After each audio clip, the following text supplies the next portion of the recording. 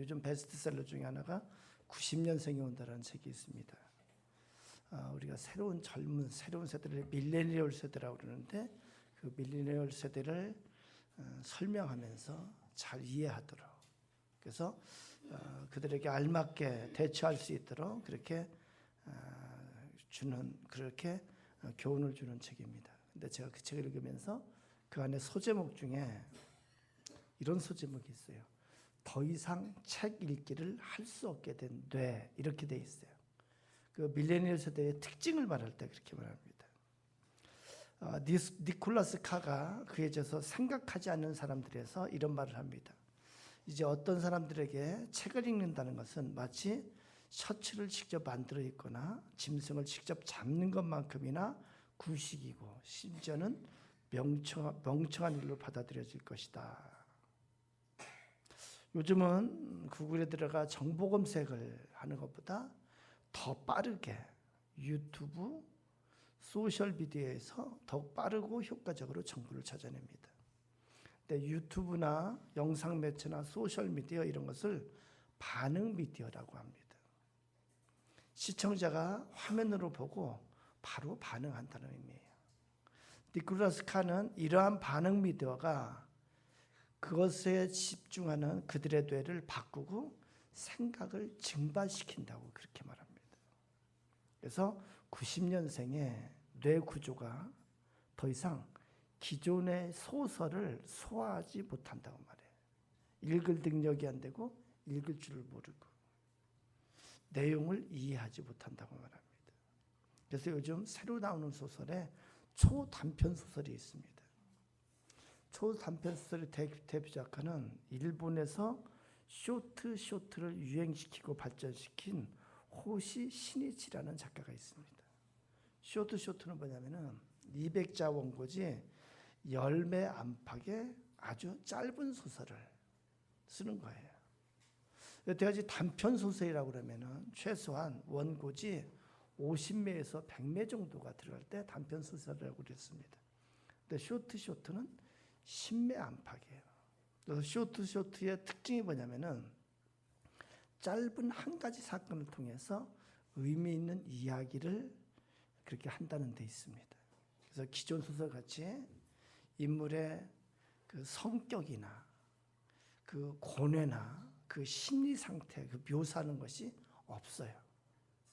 그리고 하나의 짧은 사건을 통해서 그것이 던져주는 상징만을 보여주는 거예요.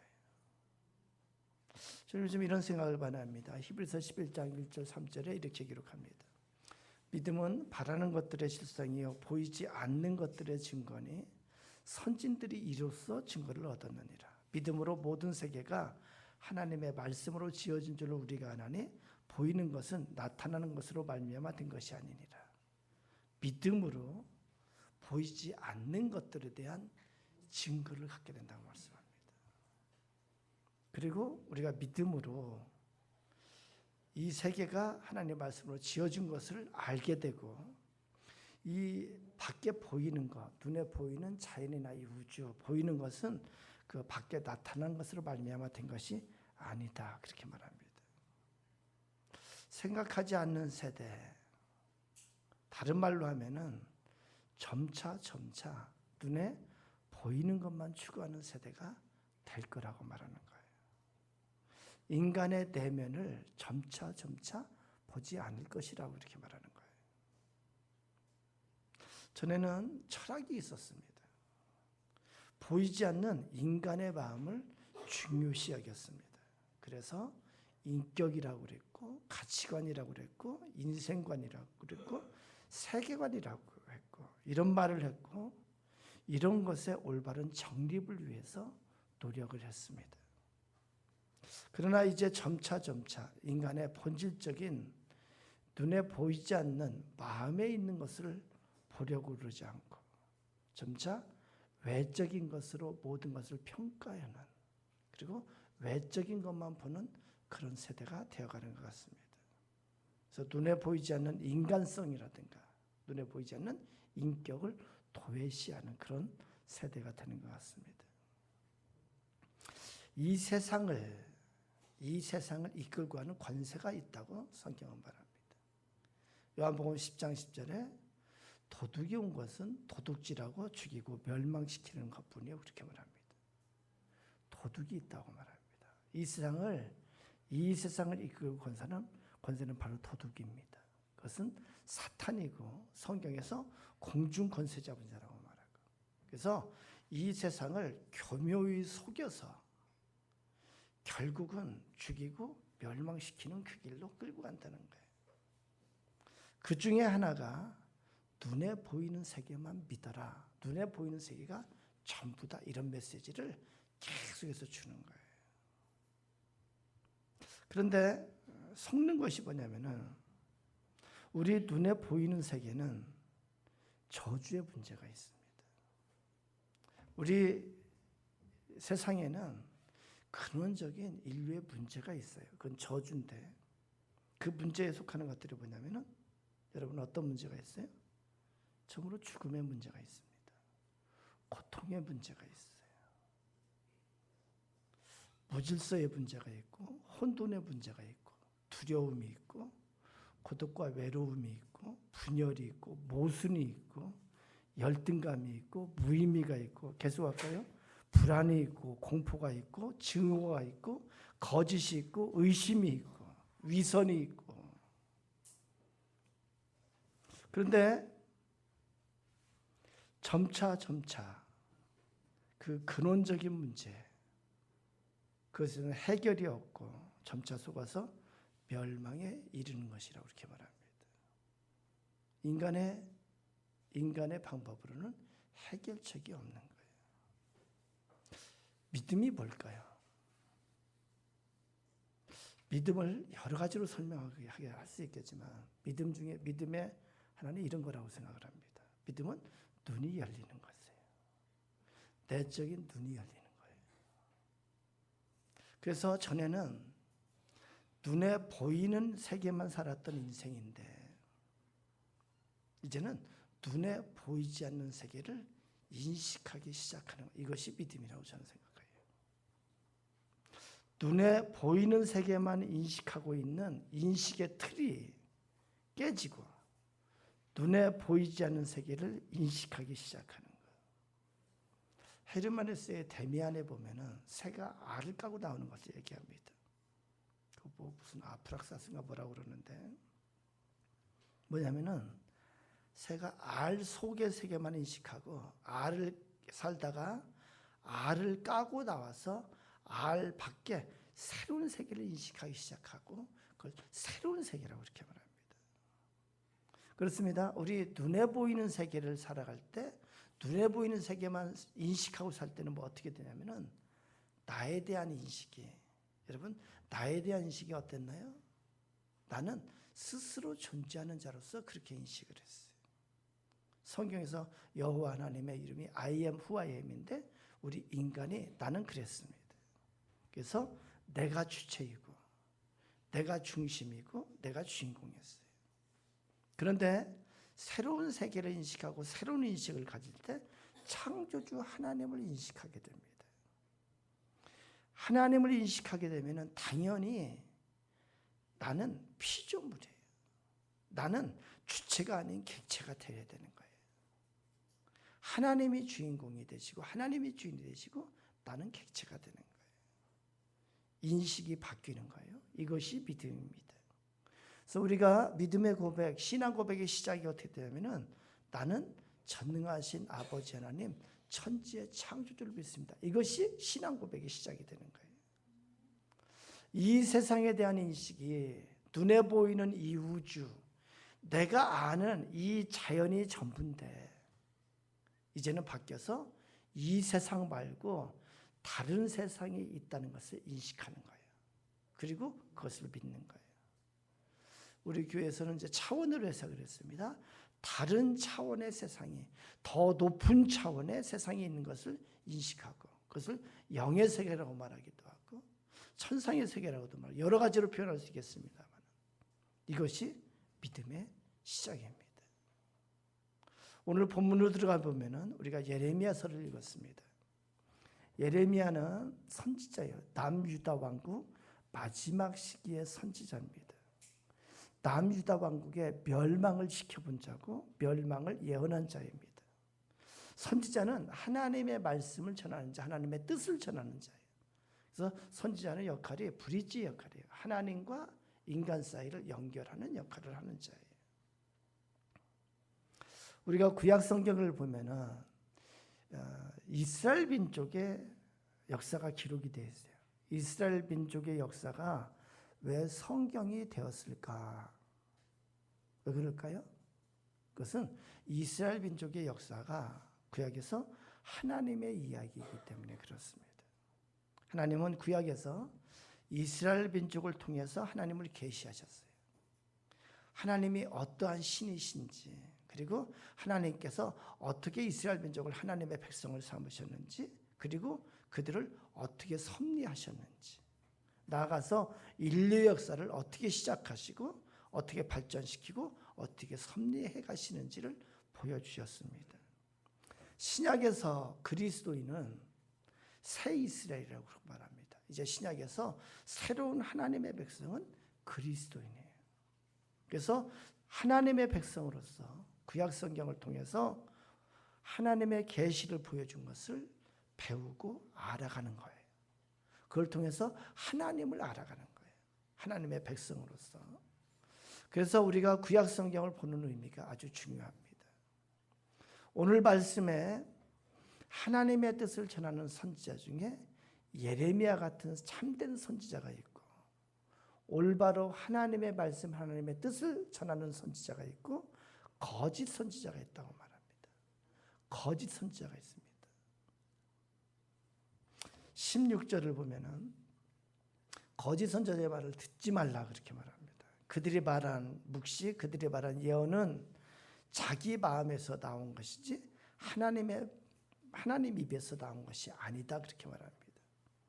17절에 그 거짓 선지자는 특징이 뭐냐면은, 그 말하는 것이 뭐냐면은 하나님을 멸시하는 자, 하나님을 믿지 않고 하나님을 대적하는 자에게도 이르기를 너희가 평안하리라 그렇게 말한다는 거예요.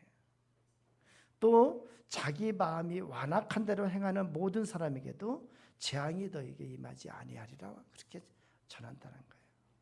구체적으로 말하면 거짓 선지자는 이 성경에서 하나님께서 예레미야를 통해서 유다 왕국의 죄악을 지적하시고 죄로 가득한 예루살렘을 향해서 하나님께서 예루살렘을 멸망시키리라, 바벨론을 통해서 예루살렘을 멸망시키리라고 그렇게 하나님께서 말씀하는데, 이들은 뭐라고 말하냐면은 하나님께서 예루살렘을 지키시리라 이렇게 말한다는 거예요. 그리고 하나님께서 바벨론을 무찌르시리라 이렇게 말한다는 거예요. 하나님의 뜻과는 다르게 말한다는 거예요. 21절의 부분은 그들은 하나님이 보내지 아니하였는데도 다름질을 하고 하나님께서 이르지 아니하였는데도 그 자기의 말을 가지고 하나님의 말처럼 예언한다는 거예요. 26절에 그들은 그 마음에 간교한 것을 예언하고, 27절에는 그것은 그들이 꿈꾼 것을 예언한다고 말해요. 그들은 꿈을 꿨다고 말한다는 거예요. 그 꿈꾼 것은 자신들이 스스로 생각하고 스스로 상상한 것을 말합니다. 그래서 그 꿈꾼 것을 얘기해서 하나님의 백성으로 하나님을 잊게 하려 한다는 거예요. 31절에 그들은 혀를 눌려 여호와가 말씀하셨다고 거짓 예언을 한다는 거예요. 32절에 거짓 꿈을 예언하고 거짓과 헛된 자만으로 하나님의 백성을 미혹하게 하는 거라고 말합니다. 36절에 하나님의 말씀을 망령되이 사용한다고 말합니다. 이에 비해서 참된 선지자가 전하는 것은 예레미야가 전하는 내용인데, 첫 번째는 이스라엘의 죄에 대해서 말합니다. 이스라엘의 죄악에 대해서 지적을 합니다. 그 가장 큰 죄는 하나님을 버리고 우상 숭배를 하는 거예요. 하나님의 말씀에 불순종하는 거예요. 거짓되고 악한 거예요. 참된 선지자가 전하는 것은 명확해요. 죄에 대해서 전하고 죄에 대한 하나님의 진노와 하나님의 심판에 대해서 말합니다.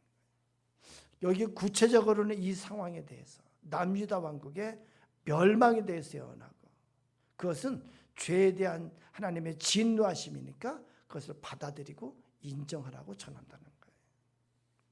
그래서 참된 하나님의 말씀은 19절에 보면은 보라 여호와의 노여움이 일어나 악인의 머리를 칠 것이라. 여기 악인은 죄인입니다.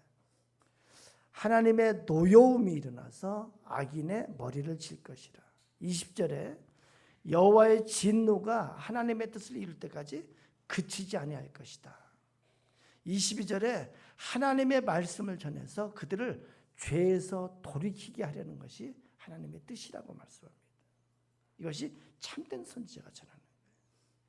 23절 24절에 보면은 하나님 그들이 전하는 내용은 하나님에 대해서 하나님은 가까운 데도 계시고 먼 데도 계시고 어디에나 계시고 하나님은 천지에 충만하신 하나님이시고 하나님은 그래서 영이시고 신이시고 그 하나님 앞에서 무엇 하나도 감출 것이 없고 무엇 하나도 은밀하게 피할 곳이 없다고 이렇게 말합니다. 그 하나님 그래서 생각을 감찰하시고 마음을 감찰하시고 입술도 감찰하시고 행실도 감찰하시는 하나님이라고 말합니다. 28절에 참된 선지자는 성실함으로 하나님의 말씀을 바른다는 거예요. 이 성실함은 목숨을 바쳤어요. 그래서 거짓 선지자는 티와 같은데 겨와 같은데 하나님의 참된 선지자는 알고가 같다고 말합니다. 그래서 겨가 같지 알고가 같겠냐 이렇게 말합니다.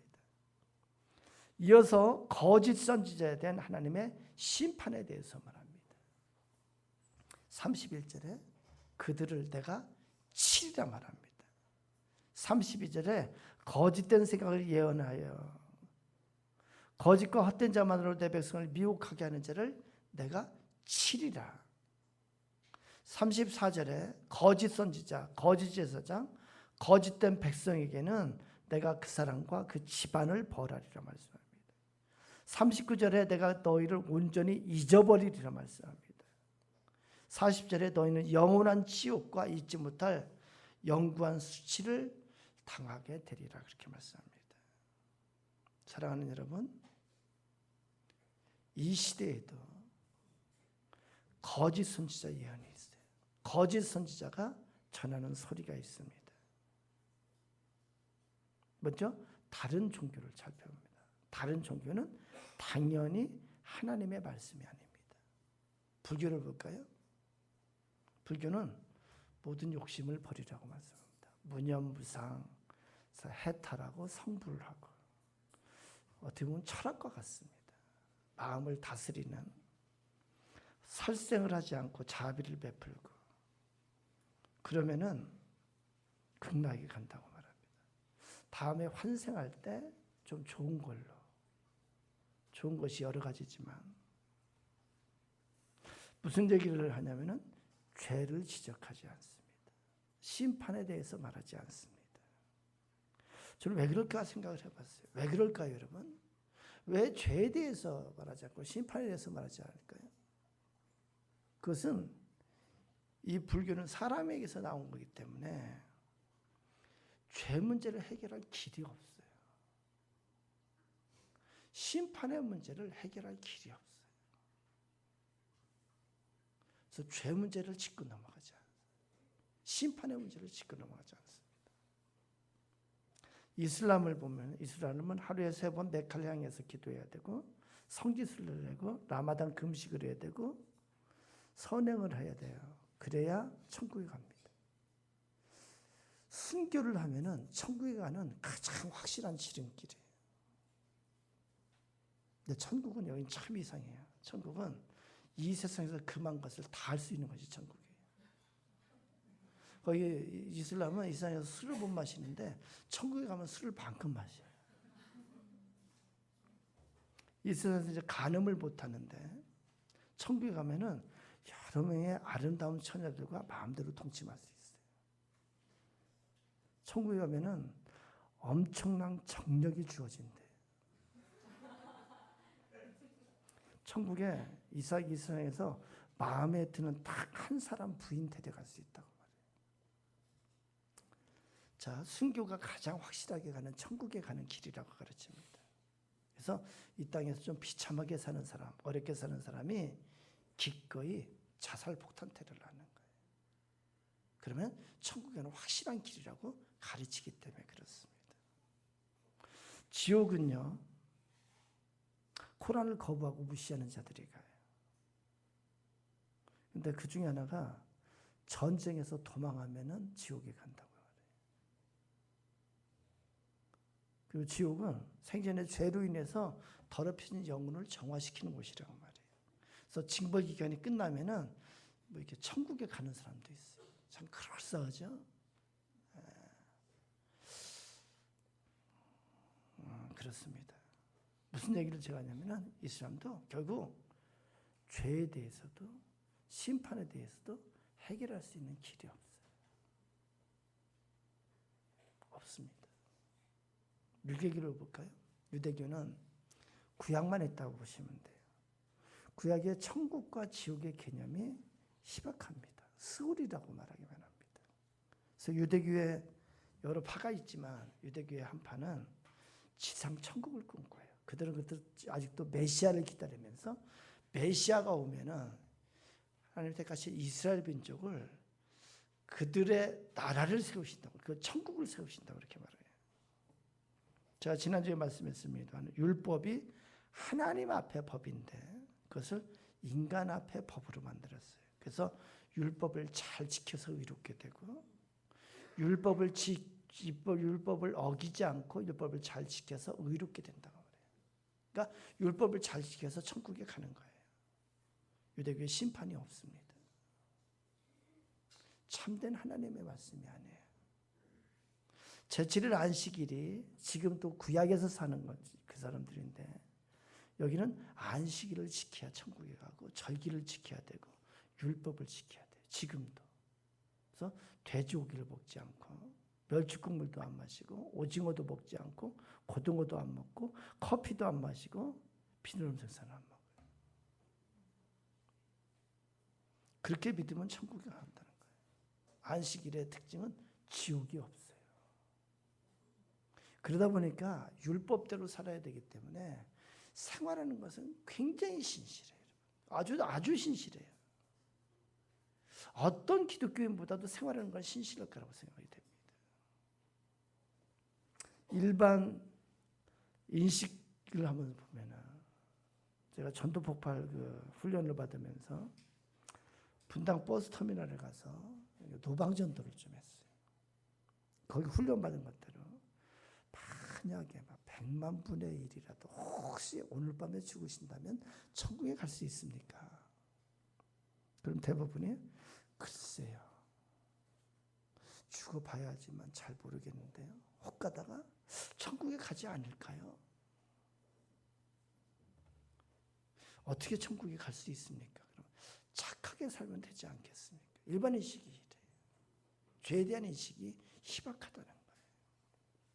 깜짝 놀란 것은 자신이 착하게 살고 자신이 그래서 천국 갈 거라고 생각을 한다는 거예요. 밑도 끝도 없는 근거 없는 확신 뭐라고 그러죠? 뭐 그거 아니간에 근거 없는 확신.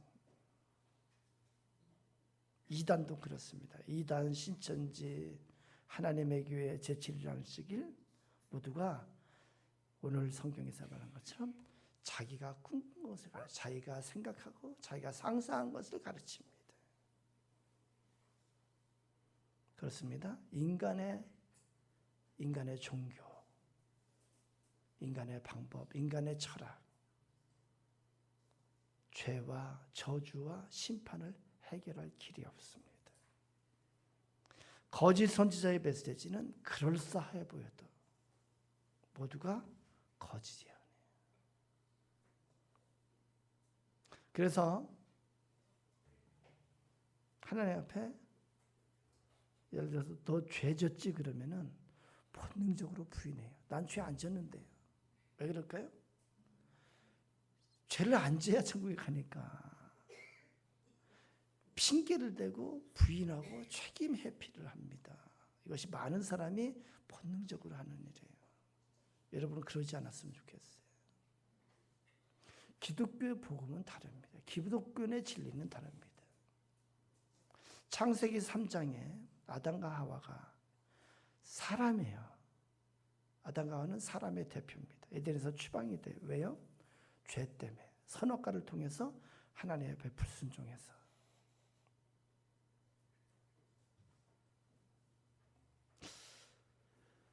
그런데 창세기 3장에 죄 때문에 에덴에서 추방이 됩니다. 에덴은 낙원이고 파라다이스인데 그 하나님의 에덴 동산이 닫히는 거예요. 제가 차원으로 설명을 했습니다. 그래서 창세기 3장에 보면은 이 세상이 저주를 받았다고 말합니다. 자연 만물이 저주를 받았다고 말해요. 그래서 이 세상은 저주받은 세상이에요. 저주의 문제들이 가득한 것이 이 세상이에요. 이 세상에 저주의 문제가 있는데 아까 다시 한번 할까요? 고통과 죽음과 슬픔과 무질서와 혼돈과 두려움과 공포와 고독과 분열과 모순과 거짓과 위선과 불안과 열등감과 증오와 불신과 의심과 이러한 문제를 갖고 있는 세상이에요. 이 세상 권세를 가진 자가 바로 사탄입니다. 에베소에 보면은 공중의 권세 잡은 자라고 말합니다. 불순종의 영들 가운데 있어 역사하는 영이라고 말합니다. 계속 속여서 그대로 멸망으로 인도하려는 것이 사탄이 갖고 있는 생각이에요. 사탄이 하려는 것입니다. 성경에서 그래서 모든 사람은 죄악 중에 태어나고 죄악 중에 살고 본질상 진노의 자녀라고 말합니다. 무슨 얘기냐면 심판받을 자라고 말합니다. 인간에게는 아무 해결 방법이 없어요. 아무 해결 방법이 없어요. 이 세상에 하나님의 아들이 오셨습니다. 예수 그리스도십니다. 하늘의 영광을 버리고 이 땅에 인간의 육체를 입고 오셨어요. 이것은 하나님이 창조주시기 때문에 얼마든지 가능한 거예요. 창조주는 무에서 우리 인간을 창조하신 분이에요. 예수님께서 오셔서 죄 문제를 해결하십니다. 심판과 멸망의 문제를 해결하기 위해서 오셨습니다. 어떻게 해결했나요? 십자가에 죄 없으신 예수님께서 십자가에 친히 달리셔서 모든 인류의 죄를 대신 지시고 죽으셨습니다. 그래서 우리가 십자가를 대속의 십자가라고 그렇게 말합니다. 기독교는 구원의 종교입니다. 예수 그리스도를 믿으면은 모든 사람의 상태인 멸망과 저주에서 구원받는다고 말합니다.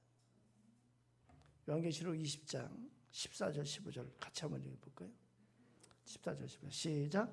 사망과 음부도 불못에 던져지니 이것은 둘째 사망 곧 불못이라. 누구든지 생명책에 기록되지 못한 자는 불못에 던져지더라. 아멘. 하나님의 심판대에서 명확하게 말씀하고 있습니다.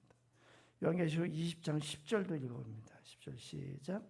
또 그들을 미혹하는 마귀가 불과 유황못에 던져지니 거기는 그 짐승과 거짓 선지자도 있어 세세토록 밤낮 괴로움을 받으리라. 거기는 거짓 선지자도 거기에 있어요.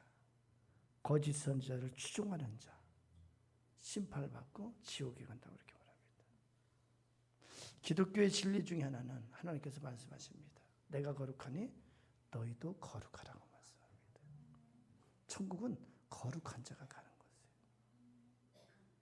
어떻게 거룩해질 수 있을까요?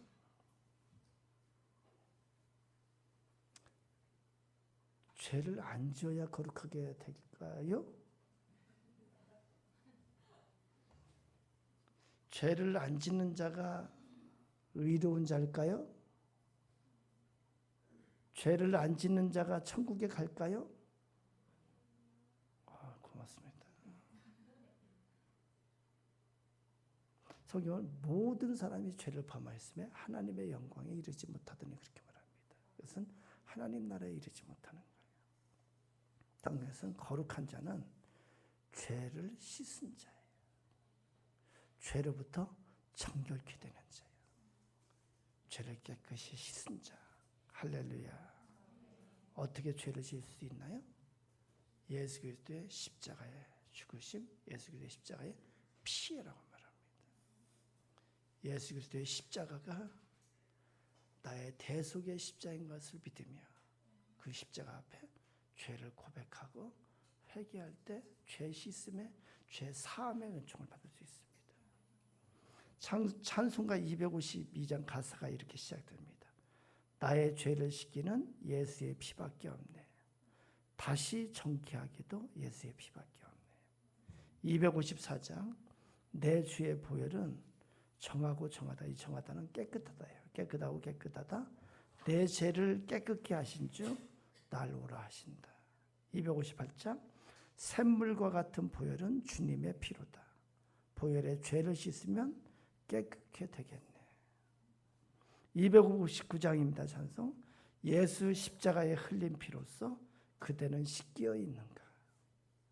그렇습니다. 수많은 사람들이, 수많은 우리 믿음의 선조들이 예수 그리스도의 십자가의 은총으로 죄사함의 은총을 체험했습니다. 구약에서도 같은 의미로 유월절 어린 양의 피를 말씀합니다. 이스라엘 백성이 이집트의 노예 생활할 때 하나님께서 죽음의 사자를 통해서 이집트 전역의 첫 태생을 다 죽음으로 이끌 때에 그때 하나님의 백성에게 약속을 주십니다. 너 집 현관문에 어린 양을 잡아서 그 피를 현관문 문설주와 임방에 바르라. 그러면 죽음의 사자가 거기를 넘어가리라. 그래서 죽음에서 구원을 받을 것이라고 이렇게 말씀합니다.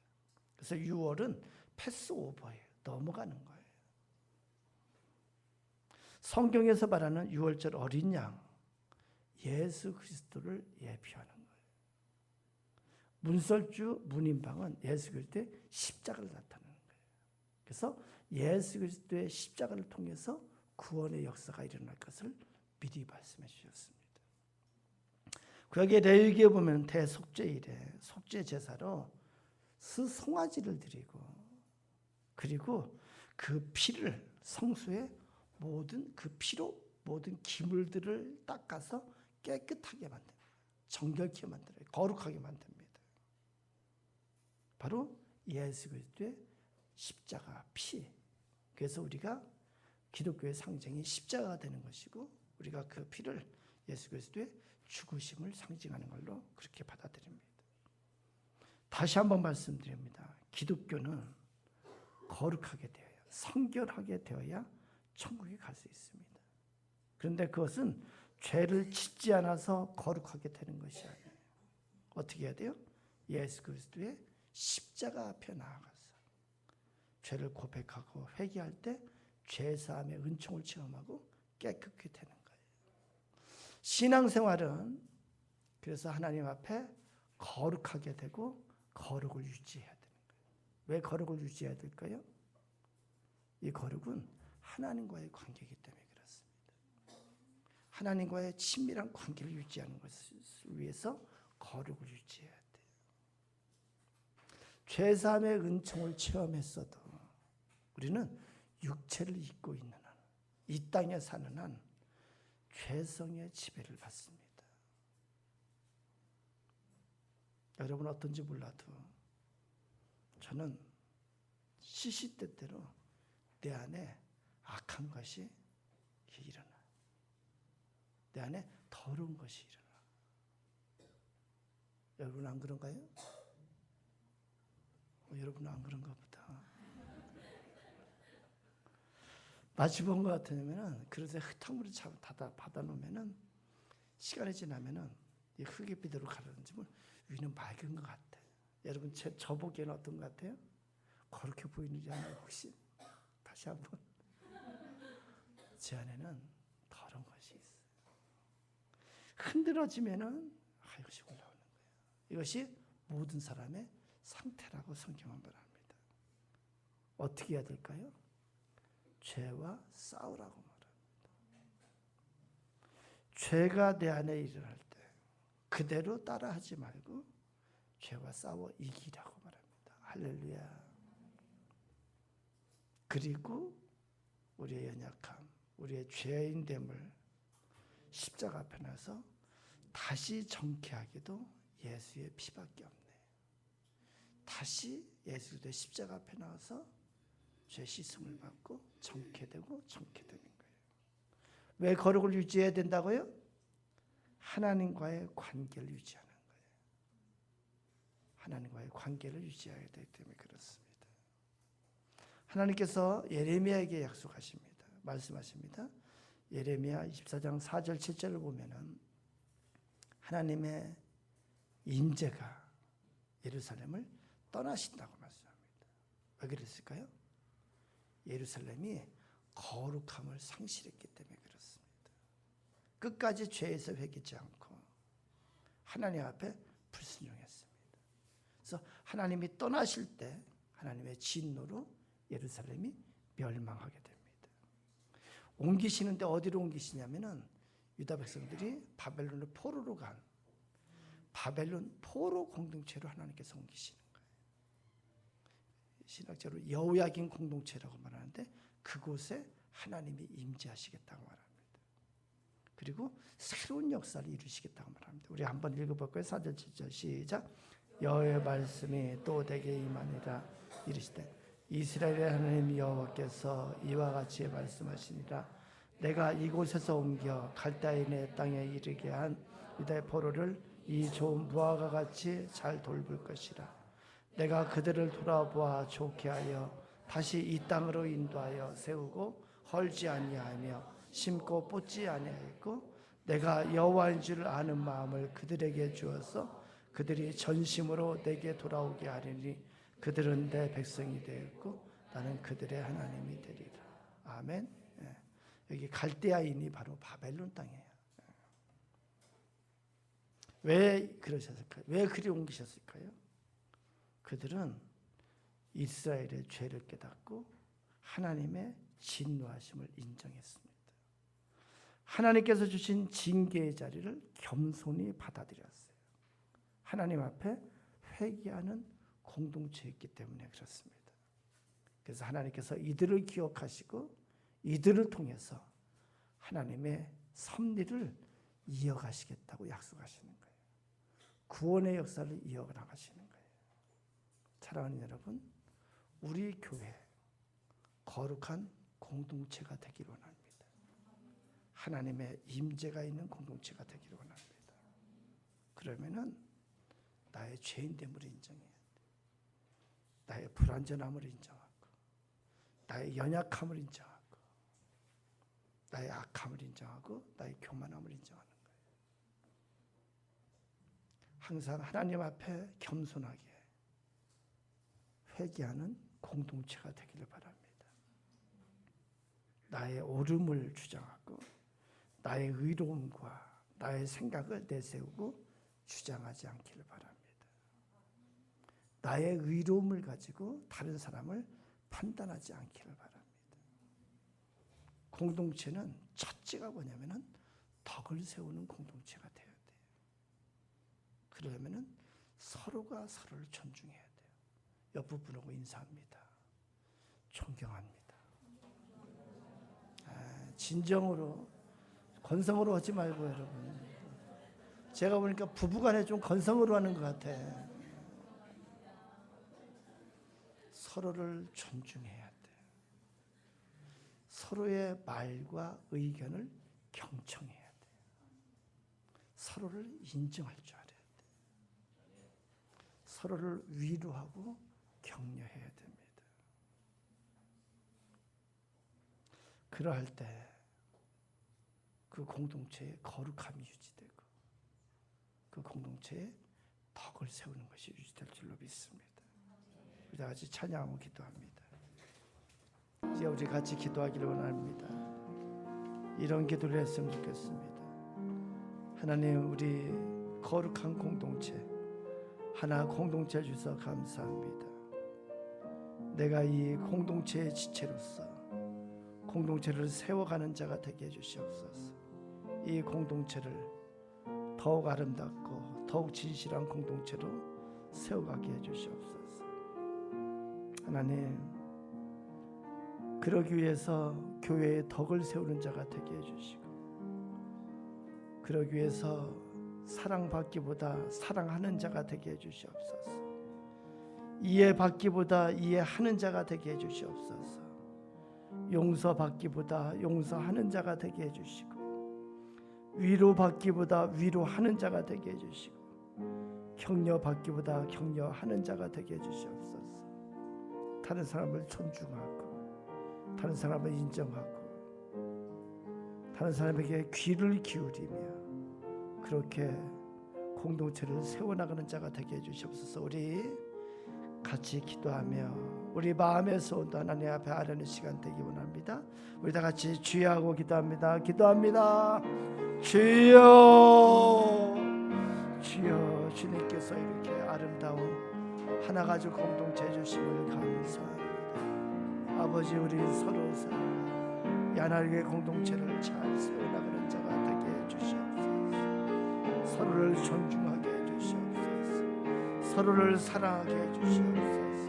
서로를 인정하는 공동체가 되게 해주시옵소서. 아버지, 받기보다 주는 마음을 갖게 해주시옵소서. 사랑받기보다 사랑하는 자가 되게 해주시옵소서. 용서받기보다 용서하는 자가 되게 해주시옵소서. 이해받기보다 이해하는 자가 되게 해주시옵소서. 위로받기보다 먼저 위로하는 자가 되게 해주시옵소서. 격려받기보다 먼저 격려하는 마음을 갖게 해주시옵소서. 아버지, 서로가 서로를 세워주며, 서로가 서로를 참아주면서, 서로가 감싸주면서 진리 안에서 그렇게 아름답고 거룩한 공동체를 만들어갈 수 있게 해주시옵소서. 아버지, 이 시간 하나님 우리의 간절한 마음에서 하나님, 이 시간 우리 가운데 임하여 주셔서 우리의 마음 가운데 평안을 주시고 우리 마음 가운데 치유를 주시옵소서. 하나님 우리 가운데 임하여 주시옵소서. 하나님 우리 가운데 임하여 주시옵소서. 우리 마음 가운데 평강을 얻어 주시옵소서.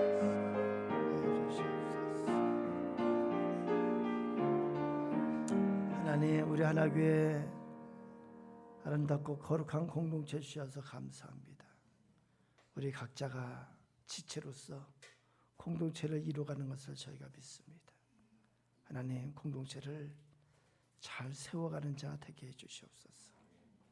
아버지, 서로를 존중하는 공동체가 되게 해주시고, 서로를 인정하는 공동체가 되게 해주시고, 서로에게 귀를 기울이는 공동체가 되게 해주시옵소서. 사랑받는 것보다 먼저 사랑하는 자가 되게 해주시옵소서. 용서받는 것보다 먼저 용서하는 자가 되게 해주시옵소서. 먼저 손 내미는 자가 되게 해주시옵소서. 위로받기보다 먼저 위로를 하는 자가 되게 해주시고, 격려받기보다 먼저 격려하는 자가 되게 해주시옵소서. 아버지, 우리가 모두 주님 앞에 이를 때까지 그렇게 이 하나교회 공동체를 잘 섬기며 잘 세워가는 우리 모두가 되게 해 주시옵소서. 예수님 이름으로 기도드리옵나이다. 아멘. 찬송.